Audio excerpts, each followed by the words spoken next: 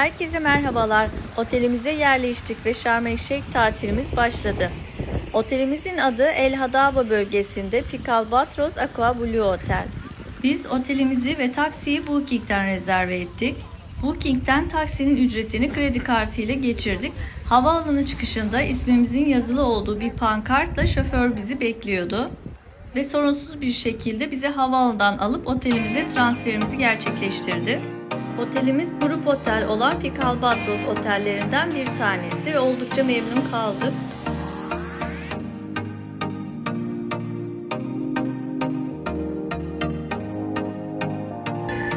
Buranın en hareketli bölgesi Nama Bay. Yani Nama Bay tam böyle işte merkez alıyor. Kafelerin, işte diskoların, barların, işte alışveriş pazarların, dükkanların olduğu canlı bir bölge.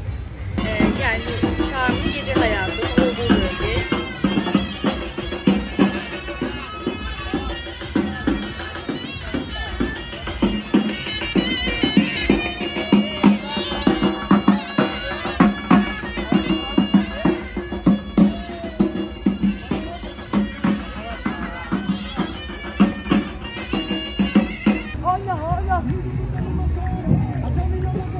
Biz biraz erken saatte geldiğimiz için henüz şu an cadde ve mekanlar boş. İlerleyen saatlerde daha da kalabalıklaşıp ortalık iyice canlanır.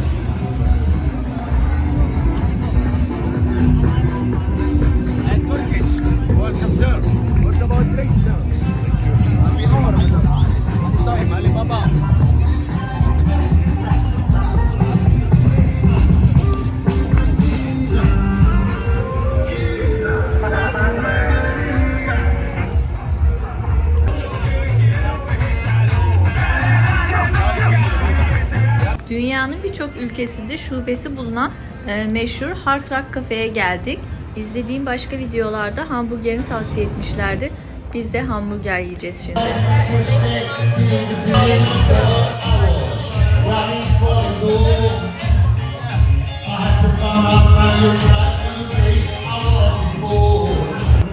Evet, Hard Rock Cafe'deki meşhur hamburgeri. Messi'nin hamburgeri. Fiyatı 419 sanırım. 419, 420 Mısır poundu. Hamburgerimizi yedik.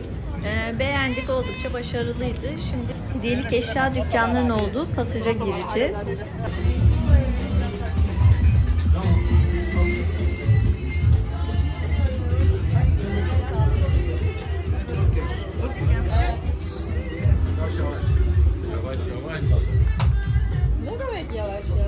Biz burada pazarlık yaparak gayet uygun fiyata güzel bir papirüs aldık.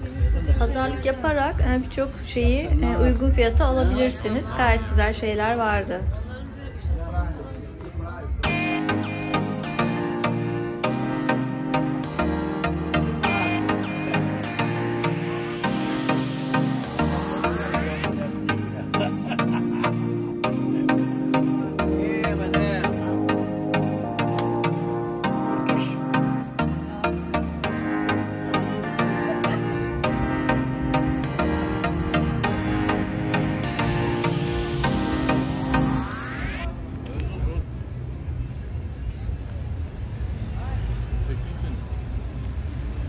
Bunun önünde mi orada mı?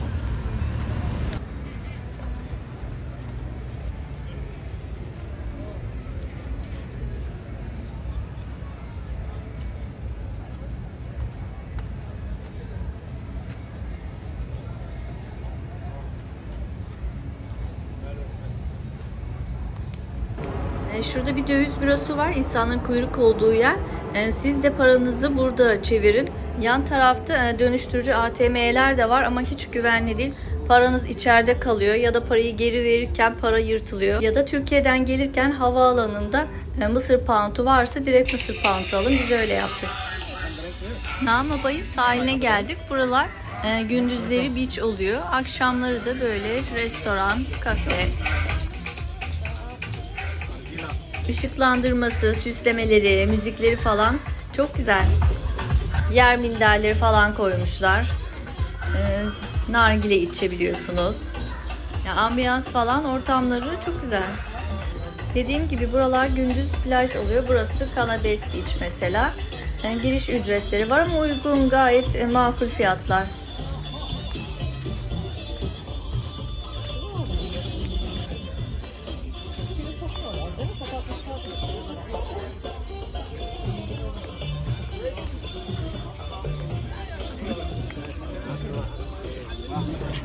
Otelimizde kahvaltımızı yapacağız şimdi.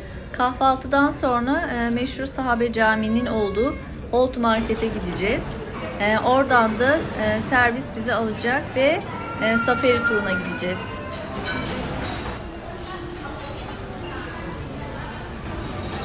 Otelin kahvaltısı da gayet güzel. Bol bol kruvasan çeşitleri var.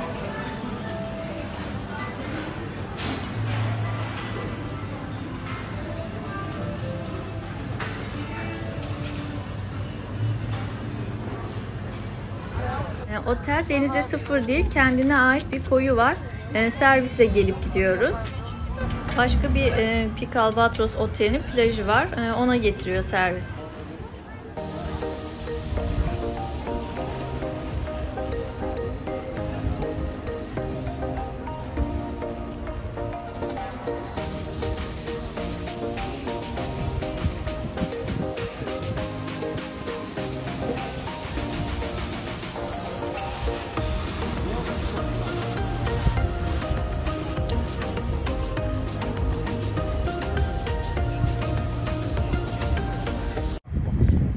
Otelimizden çıkıp yürüyerek Old Market'in olduğu yere geldik.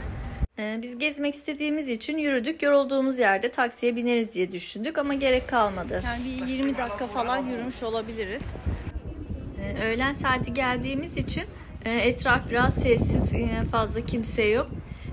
Bir de tam ezan okundu, camiye namaza girdi insanlar. Biz de Sahabe Camii'ni gezmek için namazın bitmesini bekliyoruz. Akşamüstü gelseydik çok daha hareketli olurdu tabii, buralar daha keyifli olurdu.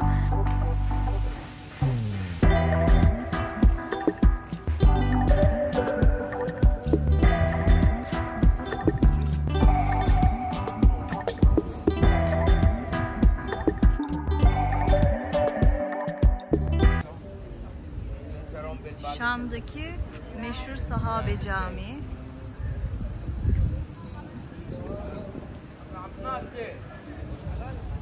Old Market'in içinde.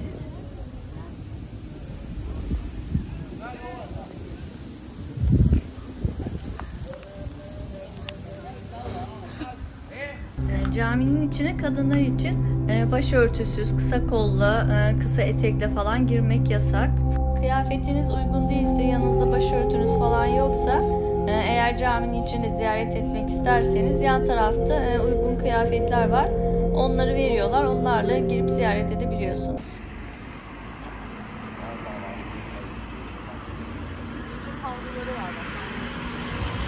Old Market'ten servis bizi aldı ve ATV safari yapacağımız yere geldik. ATV'ye tek kişi binişler $15. 2 kişi tek ATV'de binersen $25'dı. Birçok firma var. Fiyatlar değişiyor. Biz daha sonra Nağmabay'da gezerken oradaki tur firmalarından daha uygun fiyatlı turlar da gördük. Önceden ayarlamaya gerek yokmuş. Direkt, yani her yerde tur firması var zaten.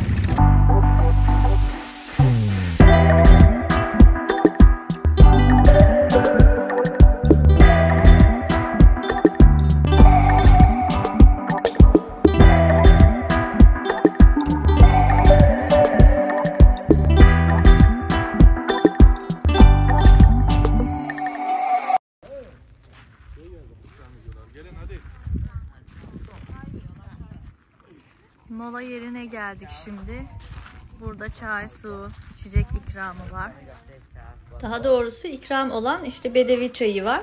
O ikramları, diğer içecekler ücretli, isteyen alıyor.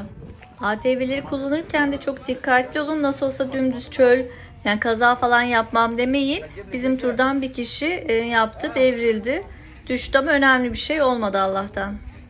Ve sonunda birçok videoda izlediğimiz ve gidilmesi gereken yerlerde ilk sıraya aldığımız meşhur Farşak Kafe'ye geldik.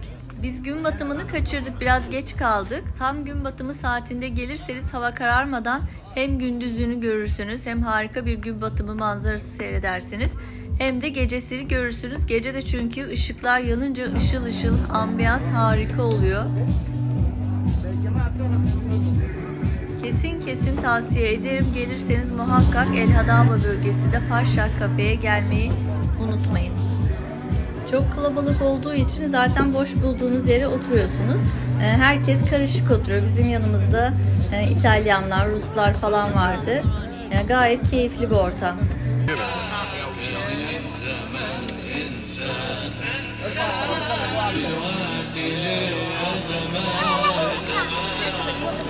Yanımızdakiler Rus, diğerleri İtalyan. Muzmuş oralar. Şimdi sola gidecekler. Ortay.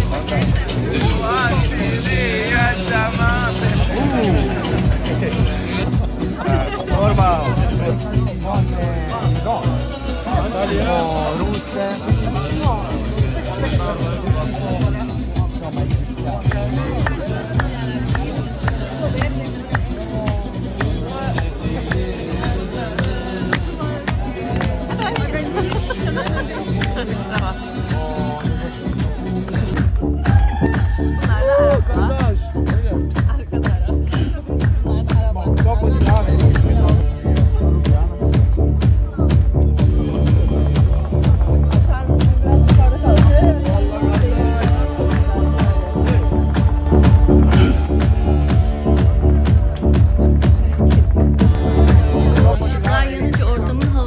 güzelleşti. Her yer ışıl ışıl, harika.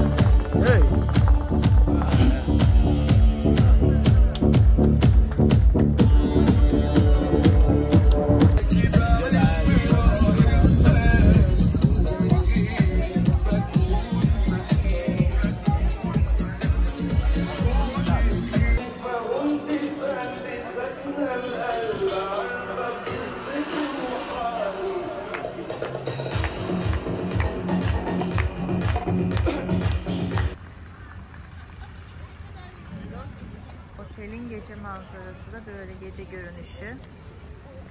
Şurası lobi. Farshad Cafe'de harika vakit geçirdikten sonra otelimize döndük. Yürüyerek geldik biz çünkü bizim otelimize yakın. O yüzden taksiye falan binmeye gerek duymadık.